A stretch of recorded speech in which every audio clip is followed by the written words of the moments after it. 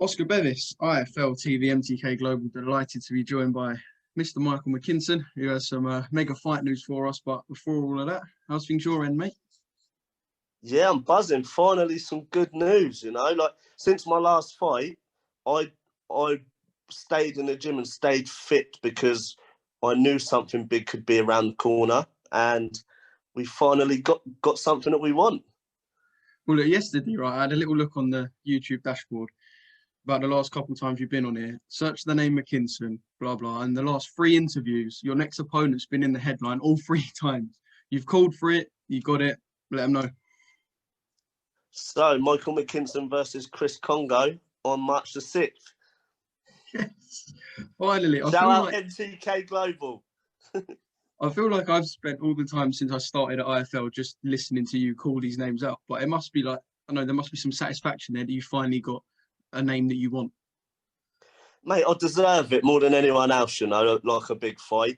It has been frustrating times for me, but, I was born to be on the big stage and I was born to be successful. So I'm fully focused and I can't wait to prove people wrong in 6 weeks. Well, I'd need 100 hands to count how many times you've said something along the lines of I'll fight anyone. So I can't imagine it was the toughest of negotiations to get completed. It was just sort of see fight, take fight. Well, I told them the answer was always going to be yes. All they need to do is make the call. The answer was always going to be yes. Like, I said yes straight away. Like, I said yes straight away, like before anything, So it was always going to be. I'm a real fighter. I'm the realest fighter in that welterweight division. When I say something, I stick by it. It's a fight I wanted since my last fight. The main name that I called out straight away was Chris Kongo. So this is something that I want. Why was it Chris Kongo? Because you were calling out the likes of Florian Marku, Conor Benn as well. Did they just sort of go, I don't know, in opposite directions, and Kongo was sort of the main man, I suppose, that you wanted? Yeah, it's the boys that are on the boys on the big stage that I want and I need for my career. Florian Marku, it's pointless even talking about him in the same sentence as me, Kelly, Ben, and Kongo. I called out. I think out of the 3, Ben, Kelly, and Kongo, I think Kongo's the more dangerous fight. But it's also the fight which would have been most likely to happen. The other 2 boys were on their own paths, and I knew that Chris Kongo would actually fight me. So that's why I called him out, and that's the boy that I wanted, and I've got him. I don't want to get ahead of myself, but can we see this maybe as a semi-final? If Ben wins his fight, Kelly wins his fight, we know they're on a warpath to each other. You and Kongo, the winner. Can we see this as a semi-final, or am I just getting too far ahead of myself? When I go over to Matchroom and beat up Chris Kongo, Eddie ain't going to want me anywhere near Conor Benn. But at least that is my path set up now. Like once I beat Kongo, and I'm not even thinking about anyone else. I am fully focused on Kongo, and because it is the fight I wanted, and I know the stakes are high in this fight. So yeah, I'm fully focused on him, and for the next 6 weeks, I'm going to be obsessed with him. Listen, I was running since my last fight all over Christmas morning, New Year's morning. I've been in the gym, my boxing and everything. I've kept on top of things, Obviously, last year I ballooned up in weight, and that camp for Martin Harkin was mainly focusing on weight loss. I knew I couldn't do that this time because I knew something big was around the corner. So I was getting a little bit frustrated because I've been training. I'm thinking, is anything going to happen? And then a few days ago, I got the call off Lee Eaton saying, like, we're making that fight. So I'm buzzing. I wish that phone call was recorded because I know Lee, and I know how hard Lee has to work to get you fights as well. So I can imagine you were both just like loving it in that phone call. Oh, mate, yeah, I know. It's as soon as he called me, I was like, what, really? Let's go. Like, I know there's going to be a lot of people that are going to write me off because Chris Kongo is this superstar that's been on the big stage and he's knocked people out and all stuff like that. But I've proved people wrong before. This ain't the first time people are going to expect me to lose, That's what I do. I prove people wrong. I take chances and prove people wrong. Like, if you look at it, Chris Kongo's had one 50-50 fight, like, well, on paper anyway. And he beat Luther Clay, who's very limited. Like, I've been having these tough fights for 4 years now. This would be like my 8th or 9th 50-50. I've been about the game. I'm experienced, you know. And like, I promise my city of Portsmouth that win's coming back to Portsmouth. Add to this fight as well that it's on a pay-per-view show, right? So you now have not just the opponent you want, but you've got the biggest platform in the country as well. Yeah. So 2 birds, 1 stone. Exactly. It's what I've been calling for a long time, you know, and I've finally got it. I finally got what I deserve. But there's one thing being on that platform. I need to be on that platform and win.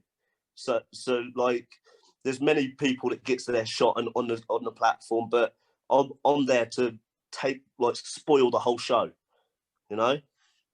I'm looking at the card. This is my time. This is my time. I'm looking at the card as well, right? Is there a chance you could be chief supported? Because you've got Ted Cheeseman, James Metcalf for the British title, Fabio Wardley, Eric Molina. I mean, you and Chris, other than Dillian, I would say is going to be the fight people will be looking forward to the most. Are you going to be chief support on a pay-per-view card? I don't know. I don't know how they're going to put it, because obviously the Cheeseman fight is a good fight. But I'm just blessed to be on a show fighting Chris Kongo, you know? Like, I've been a pro 6 years, and all I've done in those 6 years is prove myself to people, prove myself to the boxing world every single time. Like, you can't really knock what I've done in boxing. I've done it the hard way. Like, my last 5 opponents have had a record of 71 wins and 3 or 4 losses or something like that. You know, I've done it the hard way. So me getting this fight, like, is my golden ticket. I'm going to go onto their stage, whatever, chief support or whatever, and I'm going to completely ruin the whole show. I love the confidence. I'm here for it. Talk to me about how it plays out then, because I can't seem to predict how you two gel as a fight stylistically. I think it's quite confusing to pick. Like, I can't picture you in there having it. I don't know. It's a tough one. Yeah, well, Chris Kongo's a great fighter. He's very athletic. He's very sharp, and he's a strong boy. He's a big welterweight too, you know. I've never fought anyone. I've fought one person early on in my career that's even been above 6 foot, you know. So it's a new challenge for me. But I'm a special fighter, and I can adapt. You know, by March 6th, I'm going to be prepared to go through hell and back to get that win. Well, I know you said that you felt Luther's very limited. Obviously, Chris's biggest win. You've broken it down previously, but are you taking anything from his performance that night into March 6th? No, I don't really want to disrespect Luther Clay. You know, I used to spar Luther Clay a couple of years ago. I've probably done 100 rounds with him, but he had very little success in any spars that he's had with me. You know, like, you've got to give Luther Clay respect for somebody with limited boxing years experience. He has achieved some success, and he's beat some good fighters. He's took tough fights and he's beat some good fights. So you've got to respect Luther Clay. But I'm not Luther Clay.